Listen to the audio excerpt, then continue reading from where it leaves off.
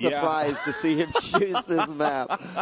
Yeah, I mean, that is a really good point. I mean, it's so important to note that SaSe is the most creative Protoss player that we've really seen at this tournament, doing innovative builds in every matchup. And in Protoss versus Protoss, when it looks like JYP is doing the most standard type of play possible, somehow SaSe, whoops, I accidentally disabled that music. Thank God I can turn that back on.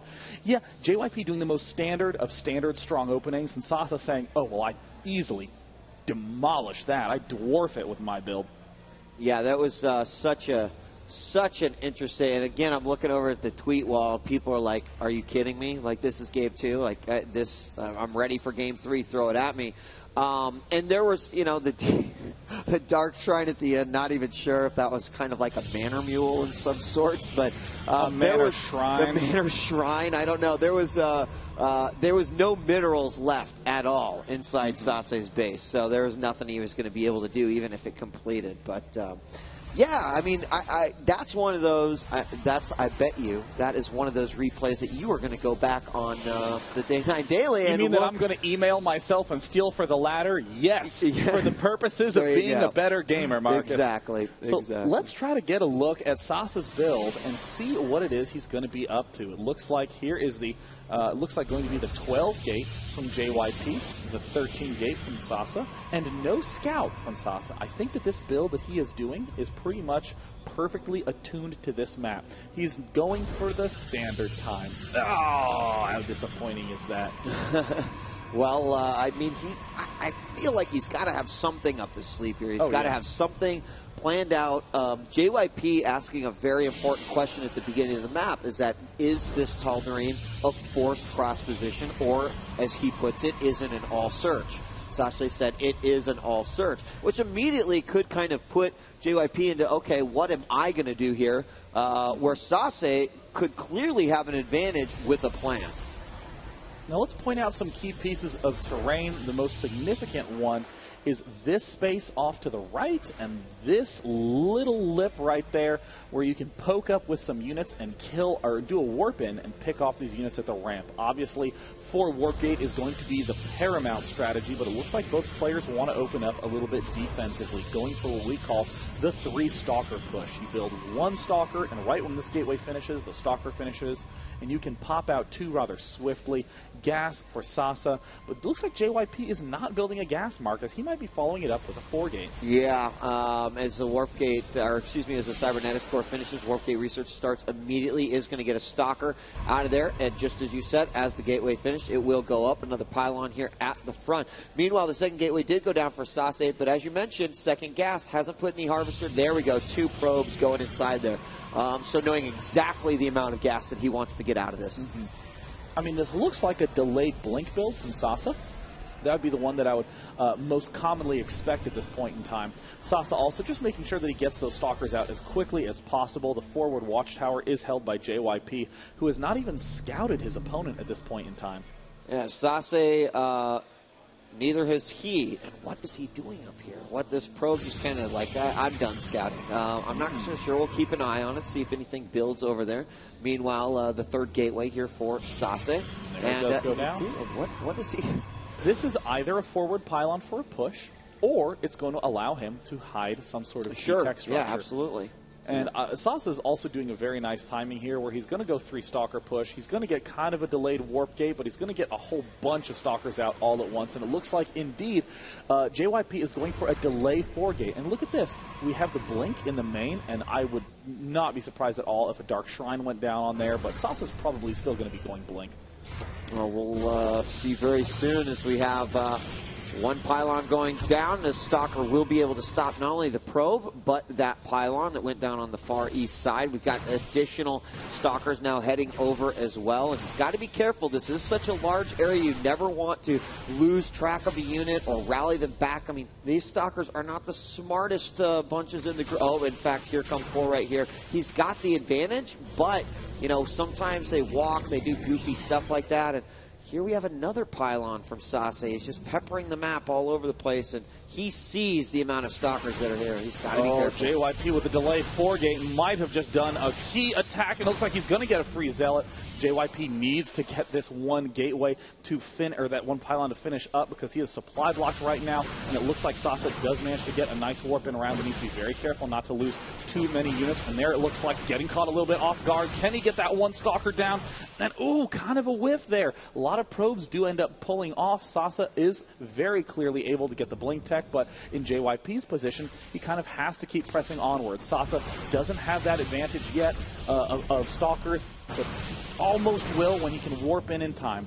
And we did have a pylon attempt in the back, and again, there is no blink, so he's going to pull a few additional probes, try to buffer some of that damage. He lost a couple of zealots as well. He's warping in a few more stalkers, and there it is. The Dark Shrine has gone down. Where is it? It's inside the main base, in the mineral line.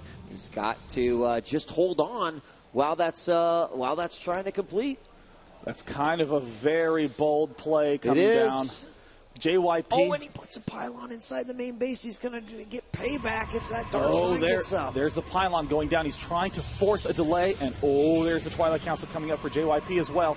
If SaSe can just continue to put on this pressure, I mean, oh my gosh, I think SaSe. I think he's going to do it. I think he may. I really do. I mean, those stalkers pulling back is like exactly what he wants to get, because even if he loses this pylon, a warp in without a robo, I mean, look, the Twilight Council went down. It's like, it's almost the moment he hears, it's GG. Oh, yeah. I mean, I wouldn't even be surprised.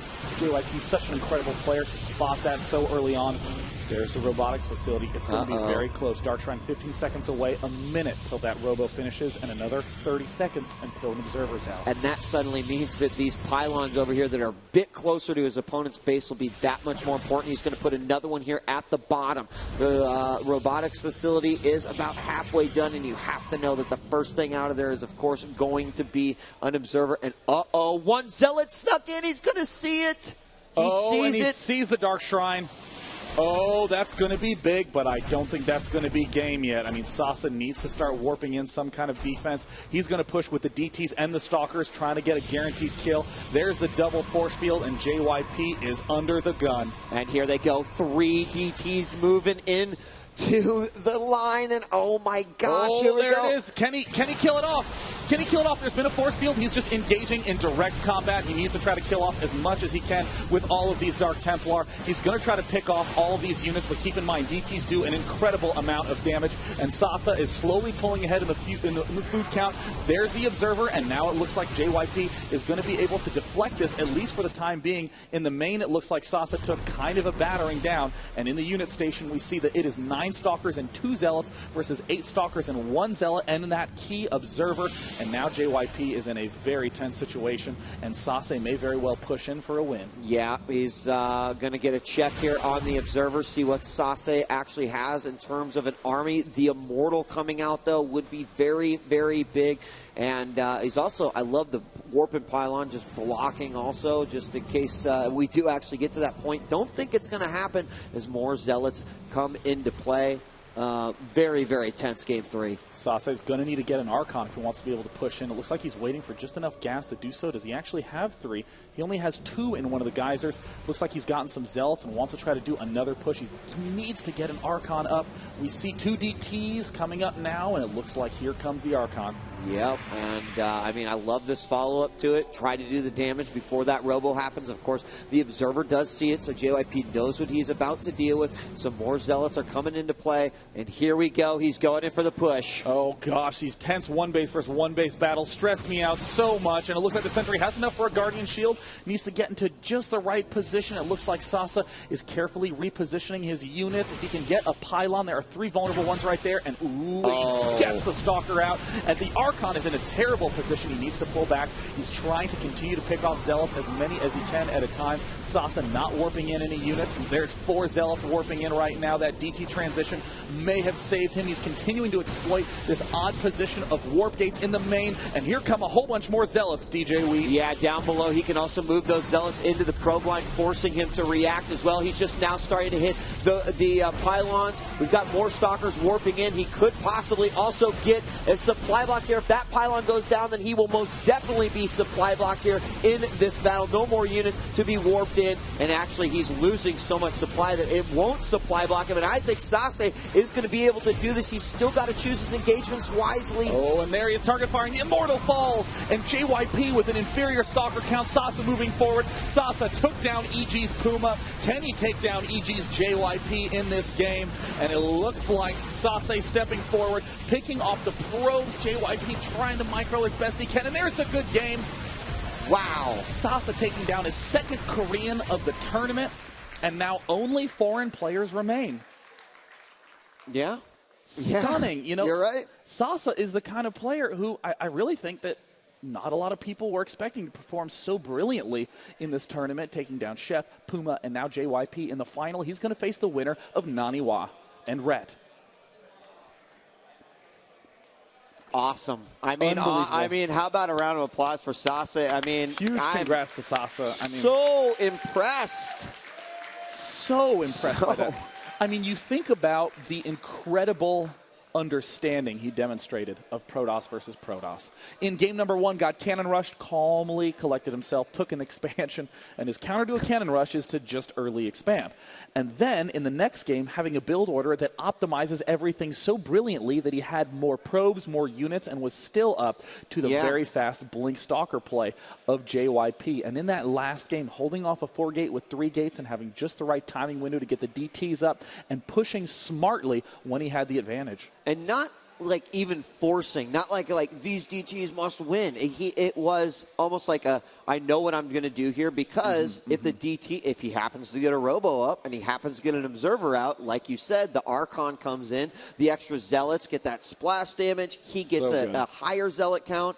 I mean, everything about that game seemed to be quite perfect. The timings were a little thin. You know, he had to be very careful with his windows there. But that means that SaSe does eliminate EG throughout this competition. And there's JYP. Round of applause for JYP for making it into the top 4. Updating his phone, no doubt. It's rough. Well, that means that SaSe is in the grand finals, awaiting the winner of Naniwa versus Rhett, the best of 3 that we're going to be setting up literally right now. Awesome. Now, before we head to break, Marcus, any predictions on that match? You know, I don't even want to. I don't. Because Naniwa has looked absolutely brutal this competition. Yes. At the same token, Rhett, I mean, just took down Parting. Arguably, you know, a Codes Protoss.